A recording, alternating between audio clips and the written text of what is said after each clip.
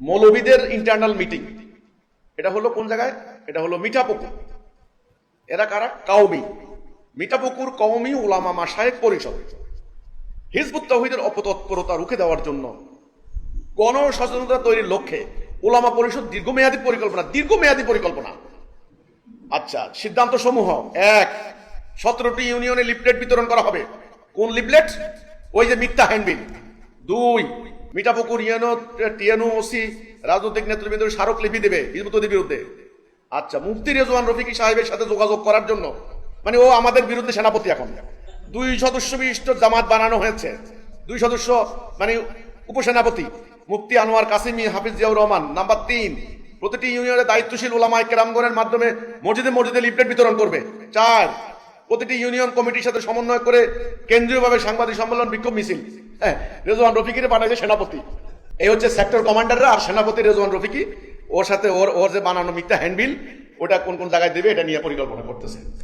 আমার ইতিহাস মনে পড়ে, নবী করিম সাল্লাল্লাহু আলাইহি সাল্লামের বিরুদ্ধে আবু সুফিয়ানের নেতৃত্বে যখন মিটিং বসতো, দারুন নাদওয়া, এর একটা জায়গা আছে, এটা ক্লাব করা কি ওদের, ইনাদের এখন মাদ্রাসা মুক্ত, এগুলো হয়েছে একই।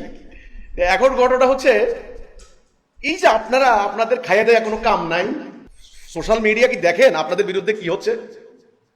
ফেসবুকে কি ঢুকেন? আপনাদের এই যে বলাৎকার, নারী নির্যাতন, শিশু নির্যাতন, এই যে মিথ্যা, ছলনা, প্রতারণা, ধর্ম ব্যবসা, উগ্রবাদ, এগুলি কি আপনারা দেখেন? এগুলি সমাধান করেন, এগুলি আগে মোকাবেলা করেন। আপনাদের বিরুদ্ধে যে উত্থাপিত অভিযোগ ভয়াবহ, কয়দিন পরে রাস্তাঘাটে গণপিটুনি খাবেন। আমাদের চিন্তা করেন না, জনগণের মধ্যে গণ সচেতনতা সৃষ্টি করতে হবে। হিজবুত তাওহীদ ইসলামের বিরুদ্ধে 30 বছরকে ঘোড়ার ডিম কাটছেন নাকি? 30 বছর তো আপনারা এগুলি করছেন, হাজার হাজার ভাই বোন আহত, রক্তাক্ত হয়েছেন, আমার বাড়ি হামলা করছেন আপনারা। জনগণ দেখে না এখন? জনগণ আপনাদের চরিত্র দেখেছে, আমাদের চরিত্র দেখেছে। জনগণ আপনাদের আমল আকলাকও দেখে, আমাদেরও দেখে। আপনারা হাজার মুখে বললে হবে নাকি যে এরা হিজবুত তাওহীদের, এরা ইসলাম বিরোধী, ইসলাম বিরোধী? আপনারা খুব ইসলামের লোক।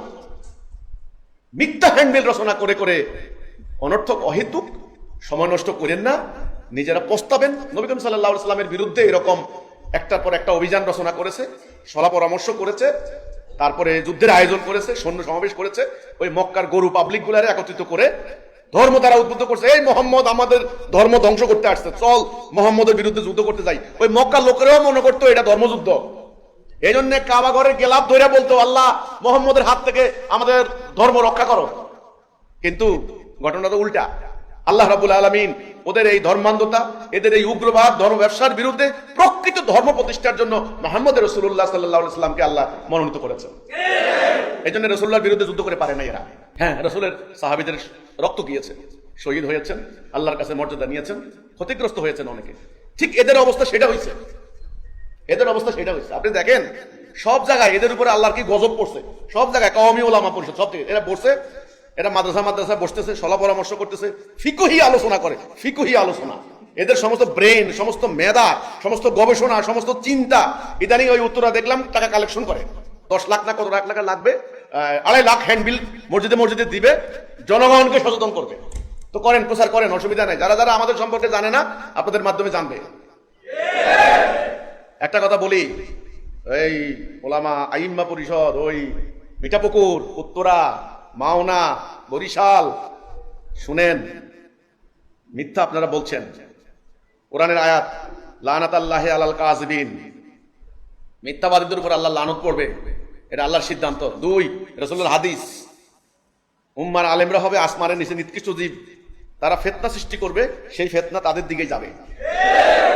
হাদিস। তাহলে রাসূলের ভবিষ্যৎবাণী পবিত্র মুখের এবং আল্লাহর সিদ্ধান্ত। সাবধান হয়ে যান, সতর্ক হয়ে যান, মিথ্যাচার করবেন না। যেটা আমরা বলি নাই, যেটা আমরা করি না, আমাদের এই সুন্দর অভিপ্রায়, আল্লাহর দ্বীন প্রতিষ্ঠার এই যে সংগ্রাম, এখানে বাধা হয়ে দাঁড়াবেন না। আপনারা সাময়িক কিছুটা বিভ্রান্তি সৃষ্টি করবেন, সাময়িক, এতে করে আমরা আক্রান্ত হব। হ্যাঁ, স্বীকার করছি, আপনাদের এই মিথ্যাচারে ঠিক রাসূলুল্লাহ সাহাবীরা যেমন ক্ষতিগ্রস্ত হয়েছেন, ফাইনালি আপনারা পরাজিত হবেন, লাঞ্ছিত হবেন, অপমানিত হবেন। এই জন্যে এদের ব্যাপারে আর আমার কিছু বলার নেই। আমি সাধারণ মানুষদেরকে বলবো, আমাদের বইগুলি নিয়ে তারা হ্যান্ডবিল রচনা করছে, আপনারা আমাদের বই পড়েন। আমাদের বইয়ে যদি কোনো আপত্তি থাকে আমরা নিজেরা সংশোধন করবো ইনশাল্লাহ।